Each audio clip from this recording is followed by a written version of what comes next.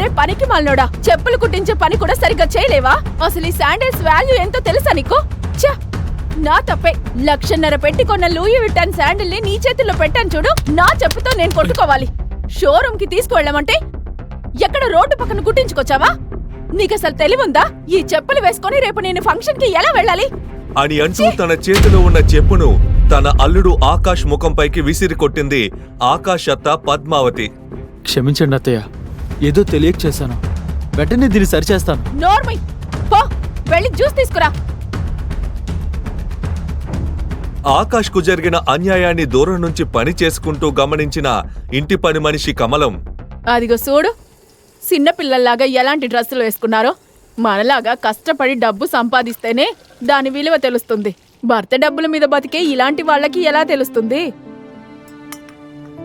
నువ్వు ఏంటి అల్లుడివి, అలా నడుచుకో. నువ్విలా గొడ్డు చాకిరీ చేస్తుంటే నీ కన్నవాళ్ళు నిన్నిలా చూసి వాళ్ళ మనసు ఎంత బాధపడుతుందో తెలుసా? మీరు చెప్పేది నిజమే. వదిలే అక్క, మా మావయ్య చెప్పిన ఒక్క మాట కోసం ఈ పెళ్లి ఒప్పుకున్నా. ఐశ్వర్యకి నేనంటే ఇష్టం లేదని ముందే తెలుసుంటే నేను ఈ పెళ్లికి ఒప్పుకునేవాడే కాదు అని దిగులుగా తన మనసులో మాట చెప్పాడు ఆకాష్. వదిలే తమ్ముడు, అంతా కుదుట పడిపోతుంది. నిన్న ఆ జ్యోతిష్కుడు చెప్పారు కదా, రేపటి నుంచి నీ జీవితమే మారిపోతుందని. నీ జాతకం రాజా జాతకమట అని ఆకాష్ కు ధైర్యం చెబుతోంది కమలం. ఇవన్నీ వినటానికే బాగుంటాయక్క. తమ్ముడు, రేపు నీ పుట్టినరోజని ఐశ్వర్యమ్మకి తెలుసా అని అమాయకంగా ఆకాష్ ని ప్రశ్నించింది కమలం. పుట్టినరోజా? తను మా పెళ్లి రోజే మర్చిపోయింది. మర్చిపోను, చచ్చినా మర్చిపోను. ఇలాంటి పనికి మాలిన వాణ్ణి నాకిచ్చి పెళ్లి చేయడమే మా నాన్న నాకు చేసిన పెద్ద ద్రోహం అని కోపంతో కళ్ళల్లో నిప్పులు చిమ్ముతూ తన ఫ్రెండ్స్ తో భర్త ఆకాష్ గురించి చెప్తూ బాధపడుతోంది ఐశ్వర్య. సరే, ఇవన్నీ అర్థం చేసుకోవడానికి ఇతనికైనా బుద్ధుండాలి కదా. ఒక గొప్ప కుటుంబానికి చెందిన అమ్మాయిని చక్కగా పట్టేసి ఇదే ఛాన్స్ అనుకుని ఇంటికి అల్లుడుగా సెటిల్ అయిపోదాం అనుకున్నాడు, సిగ్గు ఎగ్గు లేకుండా. అప్పుడు ఐశ్వర్య ఫ్రెండ్ రాజేష్, వదిలే ఐశ్వర్య, నీ రేంజ్ కథం సరిపోడు. ఆకాష్ ఐశ్వర్యని పెళ్లి చేసుకుని తన ఇంట్లోనే ఎల్లరిక మల్లుడిగా ఉంటున్నాడు.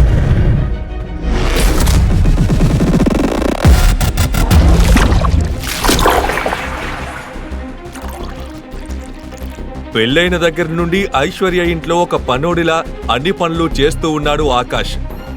ఐశ్వర్యకి ఆకాష్ పైన ఉన్న ద్వేషాన్ని అర్థం చేసుకున్న ఆమె ఫ్రెండ్ తనతో, నీకంత ఇష్టం లేకపోతే డైవర్స్ తీసుకోవచ్చు కదే. అదంత ఈజీ కాదు. నేను వాడికి డివోర్స్ ఇచ్చేస్తే నాన్న నా ఆస్తిలో చిల్లి గవ్వ కూడా ఇవ్వనని క్లియర్గా చెప్పారు. ఈ పెళ్లి కూడా ఆయన నిర్ణయమే. అయితే నీ లైఫ్కి ఇంతేనా? No no no no. అందుకే ఇంకో 3 రోజుల్లో 200 కోట్ల రూపాయల ప్రాజెక్ట్ని యుఎస్లో సైన్ చేయబోతున్నా.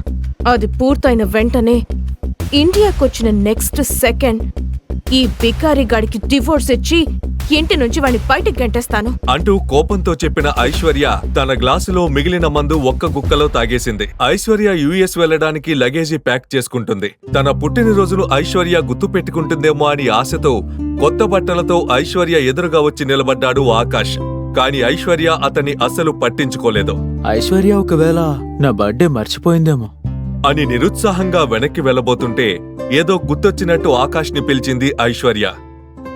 ఆకాష్, చెప్పు ఐశ్వర్య. నా లక్కీ బ్లూ సెవెర్ నెక్లెస్ ఎక్కడా కనిపించట్లేదు, అన్ని చోట్ల వెతికాను అని చెప్పిన వెంటనే ఆకాష్ మనసు విరిగిపోయింది. కాని తన బాధను దాచుకుంటూ, అదా, అది ఇక్కడ లాకర్లో ఉంది అని చెప్పి ఆకాష్ ఆ నెక్లెస్ బాక్స్ ని లాకర్ నుండి తీసి ఇచ్చాడు. ఐశ్వర్య అది తీసుకుని తన బ్యాగ్ లో పెట్టుకుంది. ఐశ్వర్య ఇంటి నుంచి బయలుదేరిన కొద్ది నిమిషాల్లోనే ఆకాష్ మామగారు చంద్రశేఖర్ ఇంట్లోకి వచ్చి, అల్లుడుగారు, ఆ ఇంట్లో అల్లుడుగారు అని గౌరవంగా పిలిచే ఏకైక వ్యక్తి తన మామ చంద్రశేఖర్ మాత్రమే. తన పిలుపు విని ఆనందంగా బయటకు వచ్చాడు Akash. Wish you many more happy returns of the day అని ఆయన విష్ చేశారు. ఒక్కరైనా విష్ చేశారని ఆకాష్ హ్యాపీ ఫీల్ అయ్యాడు. థ్యాంక్ యూ మామయ్య. కమలమ్మా, లోపల ఫ్రిడ్జ్ లో కేక్ ఉంది, తీసుకొని రా. సరే అయ్యా. ఐశ్వర్య విష్ చేసిందా? విష్ చేసింది మామయ్య. కమలం ఫ్రిడ్జ్ తెరిచి చూసింది, కానీ అందులో ఎక్కడా కేక్ కనిపించలేదు. అయ్యా, ఫ్రిడ్జ్ లో కేక్ లేదయ్యా. అందులోనే పెట్టాను, ఉంటుంది చూడు. అయ్యా, ఇక్కడ కేక్ లేదయ్యా. లేదా? అక్కడ ఫ్రిడ్జ్ లోనే పెట్టాను కదా. అప్పుడే చంద్రశేఖర్కు అక్కడ తన ఇంటి కుక్క కీనో ఆ కేక్ తినడం కనిపించింది. ఇది చూసిన చంద్రశేఖర్ ఒక్కసారిగా కోపంతో పద్మా పద్మా ఇది ముందే ఊహించిన పద్మావతి తన గదిలో నుంచి ఫోన్ మాట్లాడుతూ బయటకొచ్చింది. అల్లుడు పుట్టినరోజుకి తెచ్చిన కేక్ కీనుకి ఎవరు పెట్టారు? ఏంటి మన అల్లుడు సార్ బర్త్డేనా? అయ్యయ్యో, నాకు ఆ విషయం తెలియక ఆ కేక్ని మన కీనోకి ఇచ్చేసానే అని పద్మావతి వెకిలిగా. ఏంటండి మీరు? మన అల్లుడికి కొంచెం కాస్ట్లీ కేక్ తేకూడదా? నేనేదో కుక్కకి తెచ్చిన కేక్ అనుకొని కీనోకి ఇచ్చేసాను అని మరింతగా రెచ్చగొట్టింది. కుక్కకున్న వాల్యూ మన అల్లుడికి లేదా? మావయ్య, ఈ కేకలు అవన్నీ అక్కర్లేదు. మీ బ్లెస్సింగ్సే నాకు చాలు మావయ్య. అని చెప్పి చంద్రశేఖర్ కాలు తాకి ఆశీర్వాదం తీసుకున్నాడు ఆకాష్. చంద్రశేఖర్ ఆకాష్ను గట్టిగా హక్ చేసుకున్నాడు. సరిగ్గా అప్పుడే సూర్య ఫోన్కి ఐశ్వర్య మెసేజ్ చేసింది.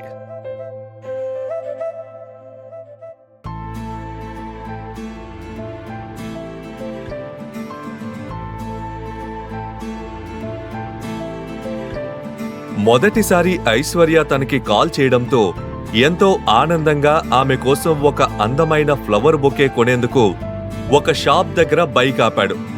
అప్పుడే అతనికి ఒక ఫోన్ కాల్ వచ్చింది. అది ఐశ్వర్య తమ్ముడు సతీష్. ఒరే ఆకాష్, పనికి మాలనోడా, ఒక్క చెప్పు కొనడానికి నీకు 2 రోజులు పడుతుందా? నీలాంటి వాణ్ణి మా అక్కకిచ్చి పెళ్లి చేశాడు చూడు, మా నాన్న ఆయన అనాలి ముందు. సతీష్ అహంకారంగా మాట్లాడిన మాటలు విన్న ఆకాష్, చూడు సతీష్, నోరు అదుపులో పెట్టుకో. ఇవాళ నా బర్త్డే. ఈ ఒక్కరోజైనా నన్ను ప్రశాంతంగా వదిలేలేవా? నీకు మీ అమ్మకి నన్ను బెదిరించడమే పనా? సెలబ్రేషన్స్ చేసుకోవటం అనేది ఓ పెద్ద విజయాన్ని సాధించిన వాళ్లకు, కోట్ల సంపదున్న వాళ్లకు అర్హత ఉంటుంది. కానీ నువ్వేమో మా ఇంట్లో పడి ఫ్రీగా తిని కూర్చుంటావు. నీకెందుకురా బర్త్డే సెలబ్రేషన్స్? ఫస్ట్ నేను చెప్పినట్టు చెప్పులు కొనుక్కోనరా. ఈ రోజు నీ భోజనంలో 2 ముక్కలు ఎక్స్ట్రా వేయమని చెప్తానులే. చాలా 4 ముక్కలు వేయమని చెప్పాలా? సరిపోతుందా బర్త్డే గిఫ్ట్? త్వరగా పని చేసుకునిరా అంటూ ఆకాష్ను అవమానించి ఉద్దేశపూర్వకంగా కాల్ కట్ చేశాడు. అది విని ఆకాష్కు బాగా కోపం వచ్చింది. అన్నా, బొకే కొంచెం త్వరగా ఇవ్వండి. ఐశ్వర్యని కలుసుకునే ఆనందంలో పార్కింగ్లో బైక్ ఆపాడు. అప్పుడే ఒక టయోటా కారు వచ్చి ఆకాష్ బైక్ ను గుద్దింది.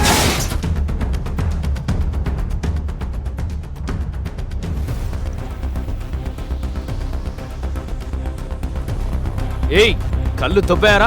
నీ చెత్త బైక్ ఇక్కడ పార్క్ చేస్తావా? నీ వల్ల నా ఖరీదైన కారుకి స్క్రాచ్ పడింది చూడరా. అని దేవా అరిచాడు. ఆకాష్ కోపంతో, చూడండి, మర్యాదగా మాట్లాడండి. జరిగిన దాంట్లో నా తప్పేమీ లేదు. యాక్చువల్ గా కోప్పడాల్సింది నేను అని అన్నాడు ఆకాష్. అప్పుడు దేవా ఆకాష్ ని పైనుండి కింది వరకు చూసి, నన్ను తిడతావా? ఆఫ్టర్ ఆల్ లోకల్ గాడివి, తిడితే నేను భయపడాలా? నీలాంటి లోఫర్లు అసలు ఇక్కడికి రాకూడదు, అర్థమైందా? వెల్లిక నుంచి. ఐశ్వర్యని కలుసుకోవాలని క్యాబిన్ కు వెళ్తూ లిఫ్ట్ ఎక్కాడు ఆకాష్. నా జ్యువెలరీ కనిపించలేదు. ఎక్కడ పోయిందో అర్థం కావట్లా. Calm down. నీ బ్యాగ్ లోనే ఒకసారి చెక్ చేయి. అంతా వెతికాను, ఎక్కడా లేదు. ఇది ఆకాష్ పని అయ్యుంటుంది.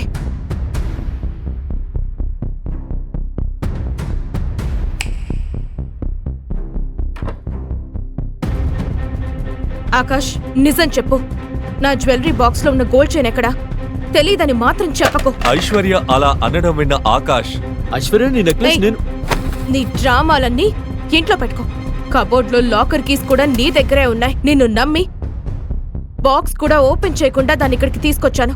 కానీ ఇప్పుడు చూస్తే చైనే మాయమైపోయింది. నువ్వే తీసుకొనుంటావు, మర్యాదగా చెప్పు. ఐశ్వర్య, నేను చెప్పేది నమ్మ ఐశ్వర్య. అది బ్లూ సఫేర్ చైన్, ఎంతో ఖరీదైనది. అందులోనూ అది నా లక్కీ చైన్. యుఎస్ మీటింగ్ గా చైన్ వేసుకోవాలనుకున్నాను, అది నువ్వే తీసావని ఒప్పుకో. ఐశ్వర్య ప్లీజ్, అందరూ చూస్తున్నారు, నా షర్ట్ వదిలే అని ఆకాష్ ఐశ్వర్యను వేడుకున్నాడు. నువ్వు తప్పించుకోలేవు. నేను పెళ్లి చేసుకున్నప్పుడే నా పరువు మొత్తం పోయింది. ఆఫీస్లో ఉన్న వాళ్ళు కూడా నేనసలు నిన్ను ఎలా పెళ్లి చేసుకున్నాను అని అందరూ అడుగుతున్నారు. చాలు, మా నాన్న చెప్పాడన్న ఒక్క కారణం వల్లే నేను ఈ పెళ్లి ఒప్పుకున్నాను. దానివల్ల ఇప్పటికీ నేను బాధపడుతూనే ఉన్నా. కోపంతో ఐశ్వర్య ఆకాష్ ని తిడుతూ ఉండగా అదే సమయంలో అక్కడికి వచ్చిన దేవా, ఇతను నీతో ఇక్కడ ఎందుకున్నాడు? What's happening? అసలు ఎవరితను?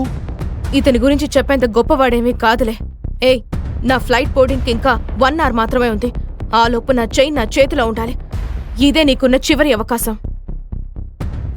ఐశ్వర్య, డోంట్ వరీ, ఇలాంటిదే నేను నీకు అమెరికా నుంచి తిరిగి వచ్చాక గిఫ్ట్ ఇస్తాను. It will look lovely on you. అని దేవా ప్రీత్ అని భుజంపై తాకుతూ బుజ్జగిస్తుంటే ఐశ్వర్య అతనిని చూసి చిరునవ్వు నవ్వింది. అది చూసిన ఆకాష్ మౌనంగా తల వంచుకొని అక్కడి నుంచి వెళ్ళబోయాడు. హే, ఒక నిమిషం, నీ చేతిలో ఏంటది? చూపి చూపి చూపి చూపి. Cheap flowers. అది చూసి ఐశ్వర్య ఫ్రెండ్స్ నవ్వుకున్నారు. ఆకాష్ మాత్రం అవమానాన్ని తట్టుకోలేక బయటకు వెళ్ళిపోయాడు. కింద పార్కింగ్ లో తనకు జరిగిన అవమానం గురించి ఆలోచిస్తూ కమలమ్మకి కాల్ చేశాడు. హలో. తమ్ముడు, ఆ గోల్డ్ చైన్ ఎక్కడ కనబడలేదు. ఓ ఇప్పుడేం చేద్దాం బాబు? కమలం చెప్పిన మాటలు విని ఆకాష్ తీవ్ర అక్క, నిరాశలో ఏం చేయాలో తెలియట్లేదక్క. అని బాధగా చెప్పాడు ఆకాష్. ఆ నా తాళి చైన్ ఉంది కదా, దాన్ని తాకట్టు పెట్టి తనకి కొత్త చైన్ కొనివ్వు అని కమలం చెప్పింది విన్న ఆకాష్ బాధతో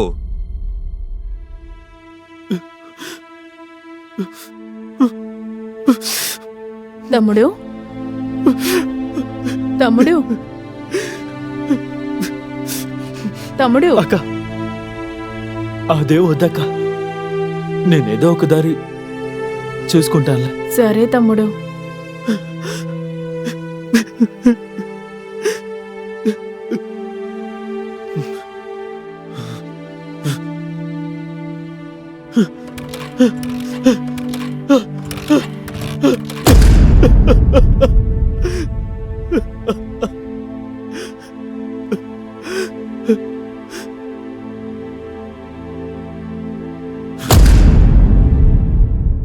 ఐశ్వర్య కోపంగా కుర్చీలో కూర్చొని ఉండగా ఆమె చుట్టూ స్నేహితులు మరియు దేవా నిలబడి ఉన్నారు. దేవా ఆమెను ఓదార్చడానికి ప్రయత్నిస్తున్నాడు. దీనికి ఎలా అయిపోతే ఎలా ఐశ్వర్య? చెక్కినికి అరగంట కూడా లేదు. అసలు ఫ్రాడ్ గాడు ఇప్పటికే చైన్ అమ్మేసుంటాడు. అవును ఐశ్వర్య, ఆ చైన్ గురించి మర్చిపో. ఈ అమెరికన్ డీల్ మనకి చాలా ముఖ్యం. అదైన తర్వాత మనం వాడి మీద పోలీస్ కంప్లైంట్ ఇవ్వచ్చు. టైం అవుతుంది ఐశ్వర్య, బయలుదేరు అని ముగ్గురు ఐశ్వర్యతో అన్నారు. ఐశ్వర్య బాధగా సూట్ కేస్ పట్టుకొని ఎయిర్పోర్ట్ కి బయలుదేరింది. ఈ ఒక్క నిమిషం కారకు. ఏంటి? అతని బైక్ చూడగానే నా రక్తం మరిగిపోతోంది. అని చెప్పి దేవా వైపు చూస్తూ దేవా, బైక్ ని గుద్దేశాడు అని ఆమె అనగానే దేవా వేగంగా ఆకాష్ బైక్ ను కారుతో గట్టిగా గుద్దాడు. వాళ్ళు కొంత దూరం వెళ్ళగానే సడన్ గా ఒక ఆటో వచ్చి వారి ముందు ఆగడంతో దేవా సడన్ బ్రేక్ వేస్తాడు. అప్పుడు ఆటోలో నుండి దిగుతాడు ఆకాష్.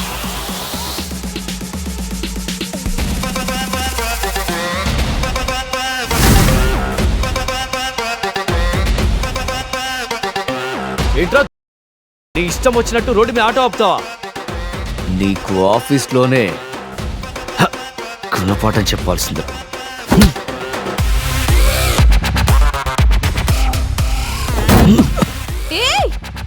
ఏం పీకుతావురా? నా భార్యకి చైన్ కొనివ్వడానికి నువ్వెవడ్రా? నీకిప్పుడు జీవితాంతం మర్చిపోలేని గుణపాఠం చెప్తా.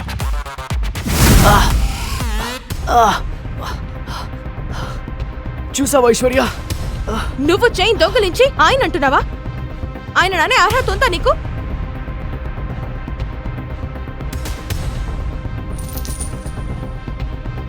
ఈ ఫ్రాడే నీ చైన్ ని దొంగలించాడు. ఐశ్వర్య ఆకాష్ ని ఆశ్చర్యంగా చూసింది. ఆకాష్ ఐశ్వర్య వైపు తిరిగి ఎలాంటి టెన్షన్ లేకుండా రిలాక్స్గా మీటింగ్ ప్రెజెంట్ చేయి. All the best. ఈ లూజర్తో మాట్లాడి టైం వేస్ట్ చేయకు ఐశ్వర్య. ఫ్లైట్కి టైం అవుతుంది. దేవా, పెద్దవాళ్ళు మాట్లాడుతున్నప్పుడు గమ్మునుండాలి. నా వైఫ్తో మాట్లాడుతున్నాను కదా, ఎలా ఉండాలని చెప్పాను?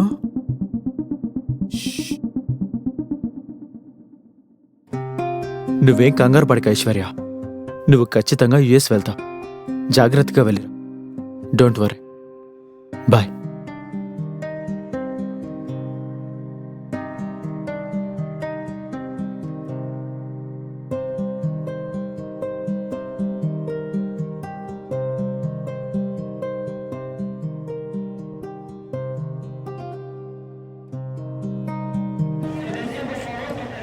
ప్రయాణంలో ట్రాఫిక్ వల్ల లేటుగా ఎయిర్పోర్ట్ కు చేరుకున్న ఐశ్వర్యకి ఆల్రెడీ ఫ్లైట్ మిస్ అయింది అని అర్థమైంది.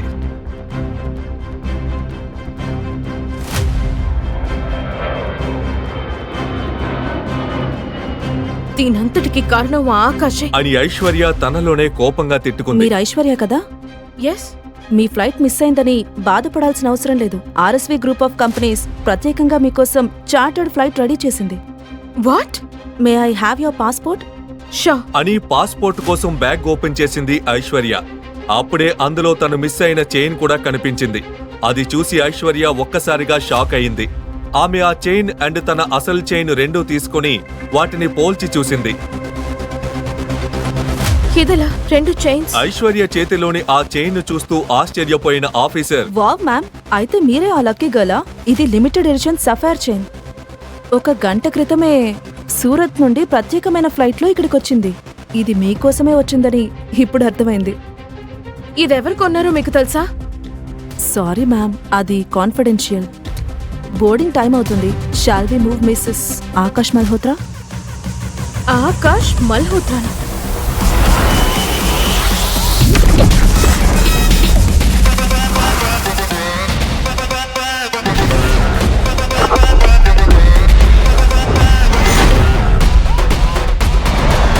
Happy birthday sir. Welcome to the new look.